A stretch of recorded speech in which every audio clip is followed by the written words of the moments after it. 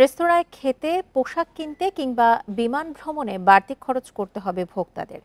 এসব পণ্য ও পরিষেবার ওপর কর বাড়ানোর পরিকল্পনা নিয়েছে সরকার। সংশ্লিষ্টরা বলছেন, এনবিআর এর ভ্যাট বাড়ানোয় মূল্যস্ফীতি বাড়তে পারে।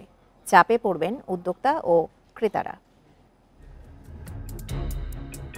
চড়া নিত্যপণ্যের বাজারে ক্রমে ভারী হচ্ছে খরচের বোঝা।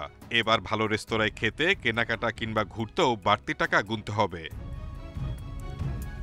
আন্তর্জাতিক মুদ্রা তহবিলের সুপারিশে রেস্তোরাঁয় ভ্যাট ৫% থেকে ১৫% করার পরিকল্পনা নিয়েছে এনবিআর। নন এসি হোটেলের ভ্যাট ৭.৫% থেকে বাড়িয়ে দ্বিগুণ করা হচ্ছে। ব্র্যান্ডের পোশাক, মিষ্টির দোকানেও গুনতে হবে ১৫% কর, যা আগে ছিল ৭.৫%। ফলে ভোক্তাদের পাশাপাশি চাপ বাড়বে ব্যবসায়ীদেরও। ডিটারজেন্ট, সাবান, তামাক আমদানিতেও সম্পূরক শুল্ক বাড়ানোর সুপারিশ করা হয়েছে। বিমানের টিকিট, ড্রাইভিং লাইসেন্স করতেও ব্যয় বাড়বে। বর্তমানে যে বাজেট, যে বেতন আমাদের, যে এটা দিয়ে বর্তমানে সংসার চালাতে অনেক কষ্ট হচ্ছে। ইনকাম তো আর বাড়ে নাই, ইনকাম তো আর ইনকামের থেকে বাজারের দাম বেশি। অর্থনীতিবিদেরা বলছেন, সরকার কর বাড়ালেও রাজস্ব আদায় প্রক্রিয়া স্বচ্ছ হতে হবে। উচ্চ মূল্যস্ফীতির এ সময়ে সাধারণ মানুষ যাতে বেশি ক্ষতিগ্রস্ত না হয় সেদিকেও নজর দিতে হবে।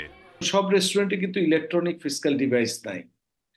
যদি ইলেকট্রনিক ফিসক্যাল ডিভাইস থাকে, অটোমেশনের আওতায় যদি না আনে, তাহলে এইটা সরকারের একচেকারে এই টাকাগুলো পৌঁছবে কিনা সেটা নিয়ে অনেক সময় কিন্তু প্রশ্ন থাকে, যে জনগণ ভ্যাট দিচ্ছে কিন্তু সেই ভ্যাটটা সরকারি কোষাগারে যাচ্ছে কিনা, সেটাও কিন্তু প্যারালালি কাজ করতে হবে।